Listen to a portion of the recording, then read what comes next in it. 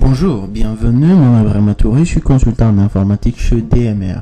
Dans cette vidéo s'inscrivant dans le cadre de nos séries de vidéos sur la technologie WPF de Microsoft, nous allons présenter la leçon intitulée Label dans le chapitre Content et Control.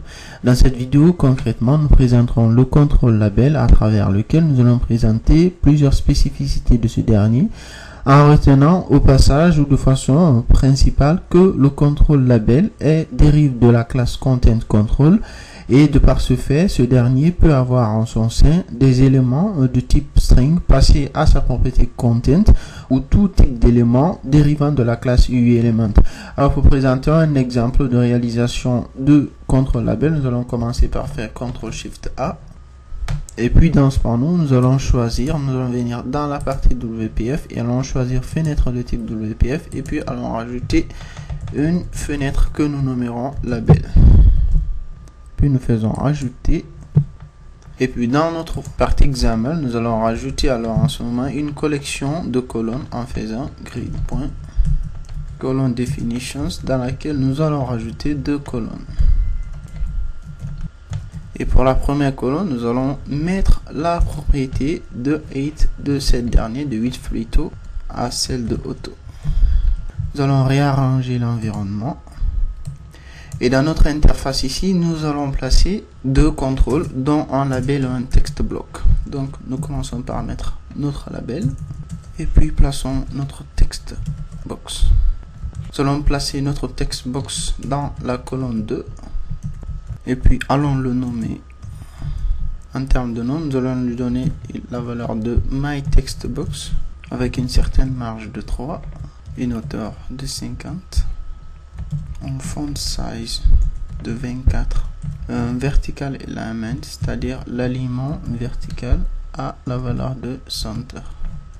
Et puis au niveau de notre label ici, nous allons placer certaines propriétés, en l'occurrence la hauteur maximale de ce dernier qui va être max 8 à la valeur de 50 avec un certain vertical alignment aussi à la valeur de center. Et puis à ce niveau nous allons mettre la valeur en termes de content de notre label à la valeur de label pour ce champ de texte, label pour ce champ de texte. Et finalement ici au niveau du width de notre fenêtre, nous allons mettre cette valeur à 600. Nous copions ce nom label et puis allons venir dans la partie application où nous allons changer le nom de la fenêtre devant se lancer par défaut pour label.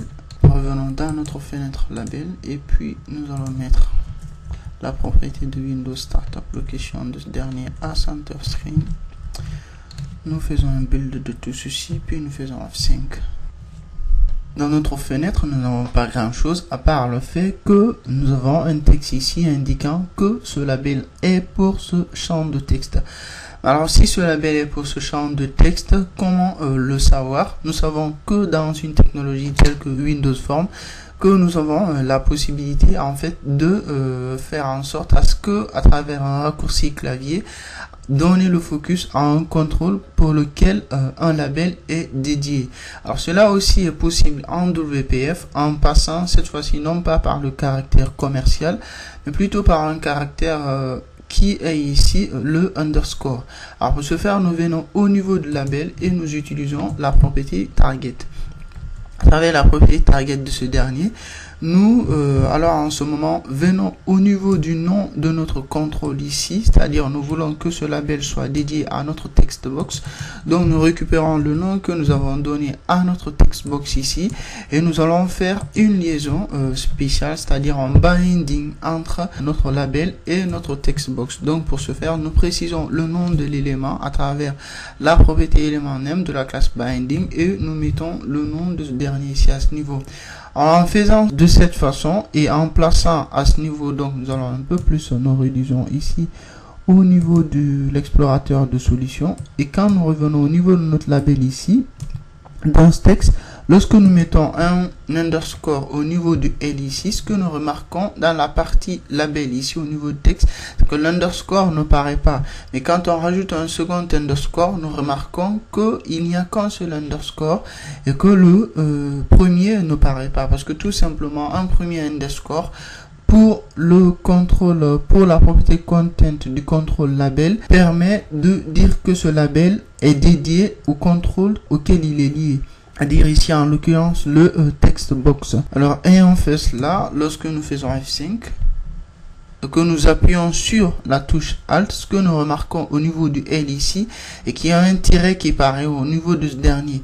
Et lorsque nous relâchons ce dernier, nous n'avons pas d'interaction qui se passe, mais lorsque nous faisons Alt L, ce qui se passe tout simplement est que le curseur alors vient, ou le focus vient se placer au niveau de notre text box ici automatiquement, parce que cette propriété target qui permet de lier notre contrôle label au contrôle text box ici permet de donner le focus au contrôle auquel il est lié à travers un raccourci clavier qui associe via le underscore se trouvant dans le content du label le caractère préfixé par l'underscore à la touche de raccourci clavier Alt.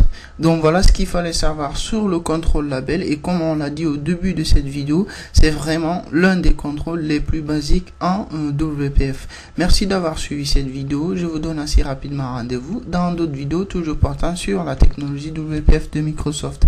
Merci encore une fois de plus. Au revoir et à bientôt.